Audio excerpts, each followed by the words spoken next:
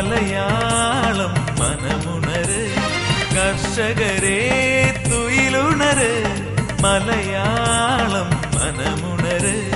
മണ്ണിന്റെ ഗാഥകൾ കേൾക്കാൻ, മലയോര പെരുമകൾ കൊട്ടാൻ, തുയിലുണര് തുയിലുണര് തുയിലുണര്. കർഷകരെ തുയിലുണര്, മലയാളം മനമുണര്.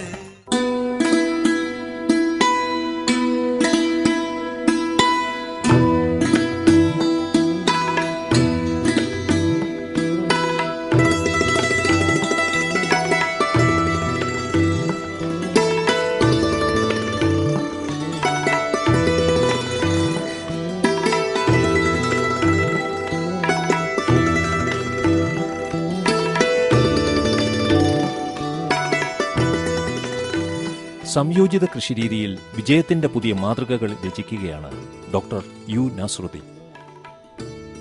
പെരിങ്ങമല ഇക്ബാൽ കോളേജിലെ കൊമേഴ്സ് വിഭാഗം അസോസിയേറ്റ് പ്രൊഫസറായ ഡോക്ടർ നാസറുദ്ദീൻ അധ്യാപക ജീവിതത്തിനിടയിലാണ് കാർഷിക ജീവിതത്തിനായി സമയം കണ്ടെത്തുന്നത്.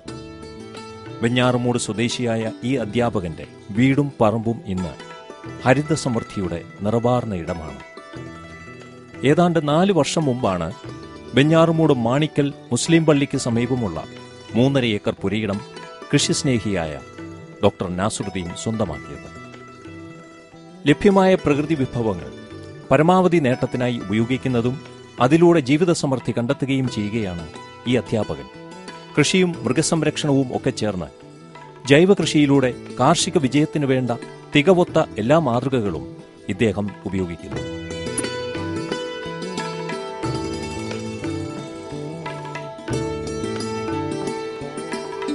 3.5 ഏക്കറിൽ വീടും തൊഴുത്തും മറ്റു ജീവികളുടെ കൂടുമൊക്കെയാണ്. മാണിക്കൽ ഗ്രീൻലൻഡ് ഗാർഡൻസിന്റെ മുമ്പിലെ പറമ്പിലാണ് പ്രധാന കൃഷി. വാഴയും മരച്ചീനിയും പൈനാപ്പിളും പച്ചക്കറിയുമൊക്കെയാണ് ഇവിടെ മുഖ്യമായും കൃഷി ചെയ്യുന്നത്.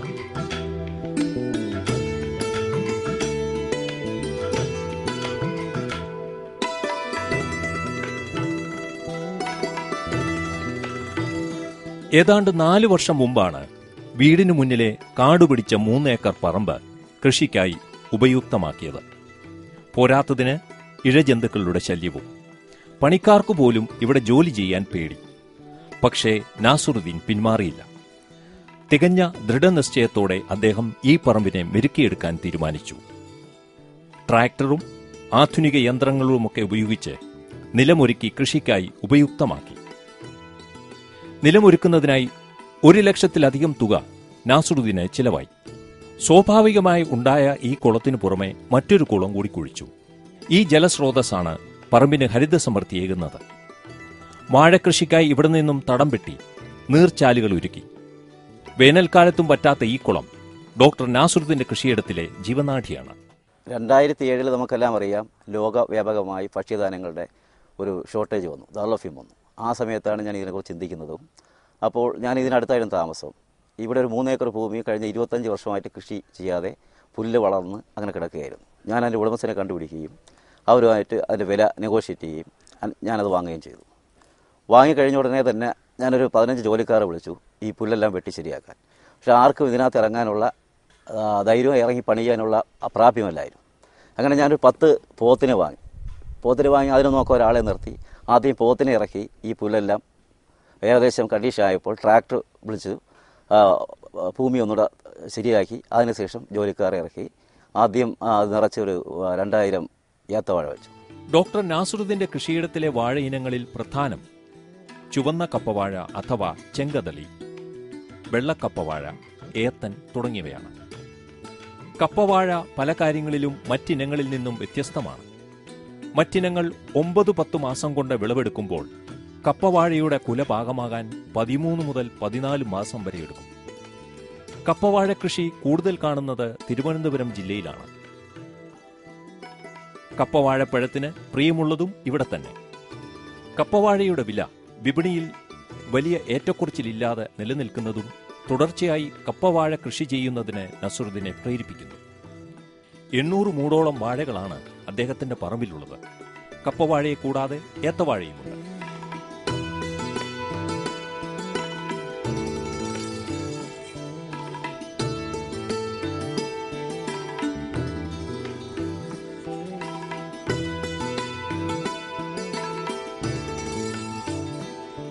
ഈ ബ്ലോക്കിൽ മെയിനായും കപ്പവാഴയാണ് കൃഷി ചെയ്തിട്ടുള്ളത്. കപ്പവാഴയുടെ കന്നുകൾ 2 രീതിയിലുണ്ട്. ടിഷ്യൂ കൾച്ചറും ഉണ്ട്, അതുപോലെ നാടൻ കന്നുമുണ്ട്. എനിക്ക് ടിഷ്യൂ കൾച്ചറിൽ നിന്നും നാടൻ കന്നിൽ നിന്നും ഒരേപോലുള്ള തൂക്കം കിട്ടിയിട്ടുണ്ട്. പരമാവധി 46 കിലോ തൂക്കമുള്ള കപ്പ കിട്ടിയിട്ടുണ്ട്. അതേപോലെ ആവറേജ് നോക്കിയാൽ 23-24 കിലോ ഗ്രാം തൂക്കം കിട്ടും. ഇതിൽ ചുവന്ന കപ്പയ്ക്ക് പുറമെ വെള്ളക്കപ്പയും ഉണ്ട്. ബാക്കി ഏത്തവാഴയായിട്ട് കമ്പയർ ചെയ്യുകയാണെങ്കിൽ ഇതിന് അസുഖങ്ങളുടെ സാധ്യത വളരെ കുറവാണ്. പുഴു വീഴ്ച വളരെ കുറവാണ്. കുറച്ച് രാസപദാർത്ഥങ്ങൾ മാത്രം പ്രയോഗിച്ചാൽ മതി.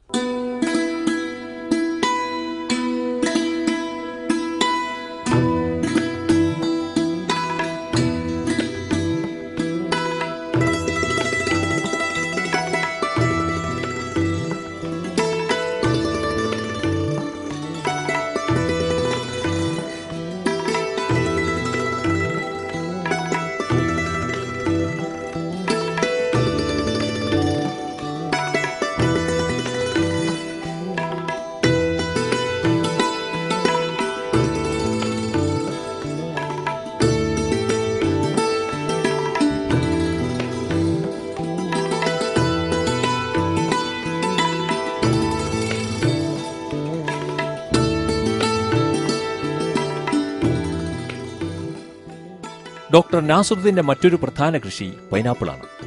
മൗറീഷ്യസിൽ നിന്നുള്ള പ്രത്യേക ഇനം പൈനാപ്പിളാണ് ഇവിടെ കൃഷി ചെയ്യുന്നത്. 600 മൂടോളം പൈനാപ്പിൾ ഈ പറമ്പിലുണ്ട്. പൈനാപ്പിൾ കൃഷിയിൽ ഈ അധ്യാപകനെ സഹായിക്കാൻ 10ാം ക്ലാസ്സുകാരനായ ഇളയ മകനുമുണ്ട്.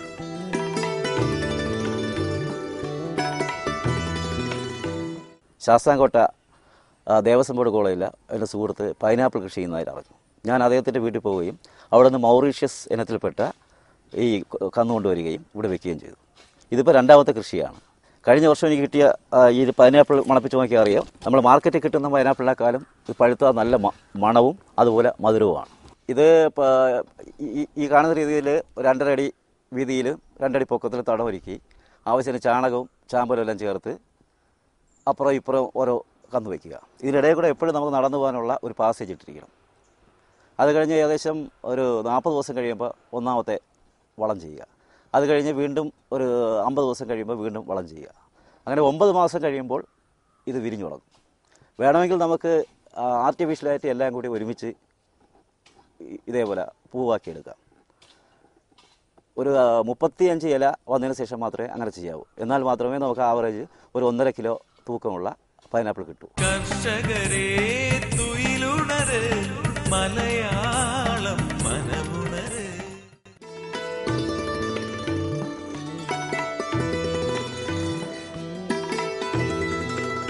വാഴയും പൈനാപ്പിളും കൂടാതെ മരച്ചീനിയും കൃഷി ചെയ്യുന്നു. H165 എന്ന പ്രത്യേക ഇനം കപ്പയാണ് നാസറുദ്ദീന്റെ കൃഷിത്തോട്ടത്തിലെ പ്രധാന ഇനം. 78 കിലോ കപ്പയാണ് ഒരു മൂടിൽ നിന്നും കഴിഞ്ഞ വർഷം ഡോക്ടർ നസറുദ്ദീന് ലഭിച്ചത്. പൂർണ്ണമായും ജൈവവളം കൊണ്ട് കൃഷി ചെയ്ത് കിട്ടിയ ഈ കപ്പ പത്രമാധ്യമങ്ങളിലും ദൃശ്യമാധ്യമങ്ങളിലുമൊക്കെ തികഞ്ഞ കൗതുകമുണർത്തുന്ന വാർത്തയായിരുന്നു. കഴിഞ്ഞ വർഷം ഫെബ്രുവരിയിൽ എൻ്റെ ഒരു മൂട് മരിച്ചതിൽ നിന്ന് 78 കിലോഗ്രാം കപ്പ കിട്ടി. അത് മിക്കവാറും എല്ലാ മാധ്യമങ്ങളിലും വരികയും ഇവിടെ അടുത്തുള്ള ക്ഷേത്രത്തിൽ ഉത്സവത്തിന് 10 ദിവസം എക്സിബിറ്റ് ചെയ്യുകയും ചെയ്തു. ഈ മരിച്ച ഇനത്തിൻ്റെ പേര് H165. കാർഷിക കോളേജ് വികസിപ്പിച്ചെടുത്തതാണ്. എനിക്ക് ഇതിൻ്റെ വിത്ത് കിട്ടുന്നത് ഞാൻ എൻ്റെ കോളേജിലെ NSS പ്രോഗ്രാം ഓഫീസറാണ്. 2009 പച്ച ഗവൺമെൻറ് LP സ്കൂളിൽ വെച്ച് ക്യാമ്പ് നടത്തുമ്പോൾ ആ സ്കൂളിൻ്റെ നടയിൽ ഈ മരിച്ചീനി ഉണ്ടായിരുന്നു. അവിടെ നിന്നാണ് എൻ്റെ വിത്ത് സംഘടിച്ചത്. ഇത് നടുന്ന രീതി സാധാരണ മരിച്ചീനി നടുമ്പോഴല്ല. ഒരു 10 അടി റേഡിയസിൽ 2 അടി മണ്ണ് മാറ്റി 10 കുട്ട ചാണകം, 10 കുട്ട ചാമ്പൽ, കുറച്ച് കരിയില, എന്നിട്ട് ഇതിന് മുകളിൽ മണ്ണ് കയറ്റി ഏകദേശം ഒരു 4 അടി പൊക്കത്തിന് മണ്ണ് കയറ്റണം. എന്നിട്ട് മരിച്ചീനിയുടെ വിത്ത് അതിൻ്റെ ഒത്ത നടുക്ക് നടുക. 3 മാസം കഴിയുമ്പോൾ വീണ്ടും കുറച്ച് ചാണകവും കുറച്ച് ചാമ്പലും ചേർക്കുക. കഴിയുമെങ്കിൽ അല്പം എല്ലുപൊടി കൂടി ചേർത്ത് കൊടുത്താൽ വിളവ് കുറച്ചുകൂടി ഭേദമായിരിക്കും എന്നാണ് കൃഷി ഓഫീസേഴ്സ് പറയുന്നത്. ഇതിൻ്റെ കാലാവധി 12 മാസമാണ്. ഇതിപ്പോൾ 9 മാസമായ കപ്പയുടെ ചുവട്ടിലാണ് ഞാൻ നിൽക്കുന്നത്. ഇനി 3 മാസം കൂടി കഴിഞ്ഞാൽ ഇത് വിളവെടുക്കുക.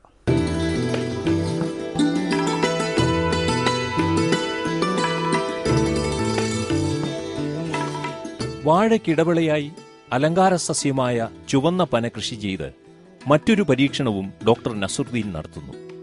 ഇതിൽ നിന്ന് ഏറെ ആദായം കിട്ടുന്നുവെന്ന് അദ്ദേഹം സാക്ഷ്യപ്പെടുത്തുന്നു. 1000-ഓളം റെഡ് പാം തൈകൾ അദ്ദേഹത്തിനുണ്ട്.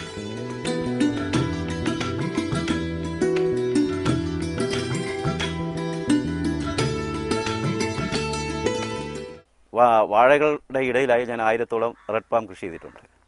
ഞാനൊരു കൊമേഴ്സ് അധ്യാപകനായതുകൊണ്ട് ഞാൻ അതിൽ കാണുന്നത് വാഴകൾക്ക് എപ്പോഴാണോ അസുഖം വന്ന് പോയാലും ഞാൻ ഇൻവെസ്റ്റ് ചെയ്ത പൈസ നഷ്ടപ്പെടാതിരിക്കാൻ വേണ്ടിയാണ് റെഡ് പാം കൃഷി ചെയ്യുന്നത്. ഭാവിയിൽ അതിൽ നിന്ന് നല്ലൊരു തുക ലഭിക്കുന്നുവെന്ന് ഞാൻ പ്രതീക്ഷിക്കുന്നു. ഞാൻ അധികവും ജൈവ രീതിയിലുള്ള കൃഷിയാണ് പ്രിഫർ ചെയ്യുന്നത്. ചില പ്രത്യേക സാഹചര്യങ്ങൾ മാത്രമേ രാസവളത്തെ ആശ്രയിക്കാറുള്ളൂ. കൂടുതലും എൻ്റെ കൃഷി ജൈവ വള അധിഷ്ഠിതമായാണ്. പ്രധാനമായും തൊഴുത്തു നിന്നുള്ള ചാണകവും അതുപോലെ തന്നെ എൻ്റെ മൂത്രവും താഴെ ഒരു കമ്പോസ്റ്റ് കുഴിയിൽ പൈപ്പ് വഴി അവിടെ എത്തിക്കുകയും അവിടെ നിന്ന് എൻ്റെ ജോലിക്കാർ കോരി വാഴകൾക്കും ബാക്കി സസ്യങ്ങൾക്കും നൽകുകയാണ് പതിവ്. വീടിനോടടുത്താണ് നസറുദ്ദീന്റെ പശുത്തൊഴുത്ത്. 2 പശുക്കളും 2 ഇരട്ടകളായ കിടാരികളുമുണ്ട്. 2 പശുക്കൾക്കും കറവയുമുണ്ട്. ദിവസവും 30 ലിറ്ററോളം പാൽ ഈ പശുക്കളിൽ നിന്നും ലഭിക്കുന്നു. സമീപമുള്ള വീടുകളിൽ പാൽ നൽകിയ ശേഷം ബാക്കി സൊസൈറ്റിക്ക് നൽകുന്നുണ്ട്. ചാണകവും ഗോമൂത്രവുമെല്ലാം ഫലപ്രദവും ശാസ്ത്രീയവുമായ രീതിയിൽ കൃഷിക്കായി ഉപയോഗിക്കുന്നു. അതുകൊണ്ട് കൃഷിക്കായി അധികം മറ്റു വളങ്ങളെ ആശ്രയിക്കേണ്ടി വരുന്നില്ല. ഡോക്ടർ നസറുദ്ദീന്റെ വീട്ടമ്മയായ പത്നിയും കോളേജ് വിദ്യാർത്ഥിനിയായ മൂത്ത മകളുമാണ് കോഴി, താറാവ്, മുയൽ വളർത്തലിൽ ഡോക്ടർ നസറുദ്ദീനെ സഹായിക്കുന്നത്. 20ഓളം കോഴികളും 10ലധികം മുയലും അദ്ദേഹത്തിനുണ്ട്. ദിനംപ്രതി 20ലധികം മുട്ട ലഭിക്കാറുണ്ട്. കോഴി വളർത്തലിനോടൊപ്പം മുയൽ വളർത്തലും ഈ അധ്യാപകന് ഏറെ ആദായം നൽകുന്നു. വിവിധ തരം വാഴകൾക്ക് പുറമെ ഇഞ്ചി, മഞ്ഞൾ, കൂവ എന്നിവ കൃഷി ചെയ്യുന്നു.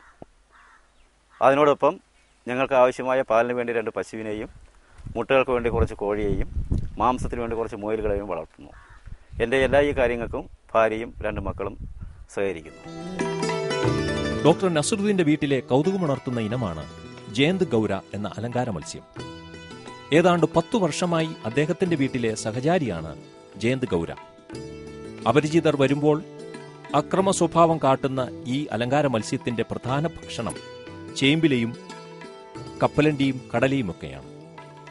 മറ്റ് അലങ്കാര മത്സ്യങ്ങളെ ഇതിനോടൊപ്പം വളർത്താറില്ല. കർഷകരെ തുയിലുണര്, മലയാളം മനമുണര്.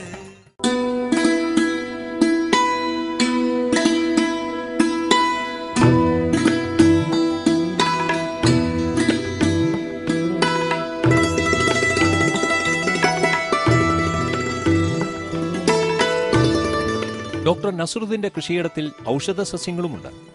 മഞ്ഞൾ, ഇഞ്ചി, കൂവ, കൃഷ്ണതുളസി എന്നിവയാണ് പ്രധാനമായുള്ളത്. പച്ചക്കറി കൃഷിയും അദ്ദേഹത്തിന്റെ പുരയിടത്തിലുണ്ട്. പാവൽ, പയർ, മുളകിനങ്ങൾ എന്നിവയാണ് പ്രധാനം.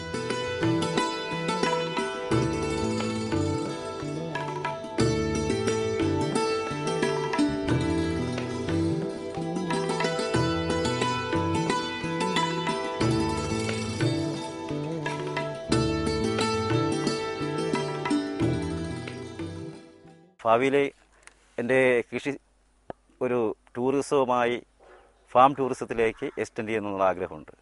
അതിനുവേണ്ടി വ്യത്യസ്തമായ ഔഷധ ചെടികളും വർണ്ണച്ചെടികളും അതുപോലെ തന്നെ പരമ്പരാഗതമായി നമുക്ക് നഷ്ടപ്പെട്ടുകൊണ്ടിരിക്കുന്ന വിവിധതരം വാഴകളും വിവിധതരം സസ്യങ്ങളും കൂടി ഉൾപ്പെടുത്തി ലോകത്തിന് തന്നെ ഉപയോഗം വരുന്ന രീതിയിലുള്ള പാരമ്പര്യമായ കൃഷി ചെയ്യാനാണ് എൻ്റെ താല്പര്യം. കൃഷി വകുപ്പിൽ നിന്നുള്ള സഹകരണം, ഞാനൊരു കോളേജ് അധ്യാപകനായതിനാൽ എനിക്ക് വർക്കിംഗ് ഡേയ്സിൽ കൃഷി ഓഫീസോ അവിടെ പോകാനുള്ള സമയം കുറവാണ്. അതുകൊണ്ട് അവരുടെ ഇപ്പോൾ ഈ കഴിഞ്ഞ 5-6 മാസമായി അവരുടെ സഹകരണം കിട്ടുന്നുണ്ട്. മൊത്തത്തിൽ ഇതുവരെ നോക്കിയാൽ അവരുടെ സഹകരണം എനിക്ക് അത്ര കണ്ട് കിട്ടിയിട്ടില്ല. പ്രധാനമായ പ്രതിസന്ധി നമ്മുടെ ലേബേഴ്സിൻ്റെ അവൈലബിലിറ്റി ആണ്. രണ്ടാമത് നമ്മുടെ കൃഷി ഡിപ്പാർട്ട്മെൻറ്റിൽ നിന്ന് സമയബന്ധിതമായ ഗൈഡൻസോ സമയബന്ധിതമായ അഡ്വൈസോ നമുക്ക് ലഭിക്കുന്നില്ല. മൂന്നാമത് പലപ്പോഴും നമ്മൾ വിളവെടുത്താൽ നമുക്ക് അതിൻ്റെ മാർക്കറ്റ് പ്രൈസ് കർഷകന് കിട്ടുന്നില്ല. ഇതാണ് ഞാൻ കാണുന്ന പ്രധാന പ്രതിസന്ധി. നമുക്കറിയാമല്ലോ, നമ്മുടെ നിത്യജീവിതത്തിൽ നമ്മുടെ വീട്ടിൽ അടുക്കളയിൽ എല്ലാ കറികൾക്കും ഉപയോഗിക്കുന്ന കറിവേപ്പില പോലും നമ്മുടെ അന്യ സംസ്ഥാനങ്ങളെ ആശ്രയിച്ചാണെന്ന് അത് വാങ്ങുന്നത്. അതുകൊണ്ട് അതിന് പകരം നമ്മുടെ വീട്ടിലേക്കുള്ള ഏകദേശം സാധനങ്ങൾ ഓരോ അടുക്കളത്തോട്ടത്തിലും അവർക്ക് ഉണ്ടാക്കുന്നതേ ഉള്ളൂ. പിന്നെ ഭൂമിയുടെ അവൈലബിലിറ്റി അനുസരിച്ച് അവർ കൂടുതൽ എഫർട്ട് എടുത്ത് മാക്സിമം പ്രൊഡക്ഷൻ ഉണ്ടാക്കുക എന്നുള്ളതാണ് എൻ്റെ അഡ്വൈസ്. രാവിലെയും വൈകുന്നേരവുമായി ദിവസം 2 മണിക്കൂറിലേറെയാണ് ഡോക്ടർ നസറുദ്ദീൻ അധ്യാപകർത്തിക്കിടയിൽ നിന്നും കൃഷിക്കായി സമയം കണ്ടെത്തുന്നത്. 3 സ്ഥിരം ജോലിക്കാർ അദ്ദേഹത്തിനുണ്ട്. ഒന്നിനും സമയമില്ല എന്ന് പറയുന്ന പുതിയ തലമുറയ്ക്ക് ആത്മസമർപ്പണം നിറഞ്ഞ തന്റെ പ്രവർത്തനത്തിലൂടെ മാതൃകയൊരുക്കുകയാണ് സ്നേഹനിധിയായ ഈ കോളേജ് അധ്യാപകൻ. ഭാവിയിൽ ഫാം ടൂറിസത്തിന്റെ സാധ്യതകൾ ഉപയോഗപ്പെടുത്തി പൂർണ്ണമായും ജൈവകൃഷി രീതിയിലുള്ള മാതൃകകൾ തേടുകയാണ് ഈ അധ്യാപകൻ. വീട്ടമ്മയായ പത്നിയും 2 മക്കളുമാണ് കാർഷിക വൃത്തിയിൽ ഡോക്ടർ നസറുദ്ദീന് താങ്ങും തണലുമാകുന്നത്.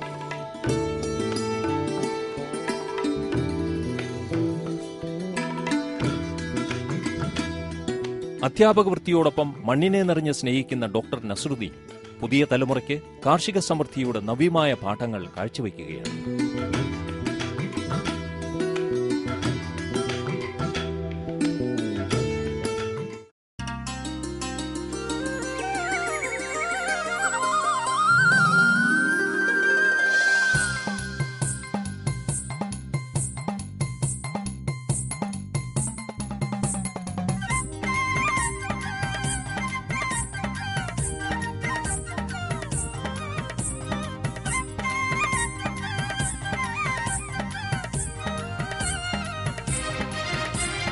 കർഷകരെ തുയിലുണര്, മലയാളം മനമുണര്. കർഷകരെ തുയിലുണര്, മലയാളം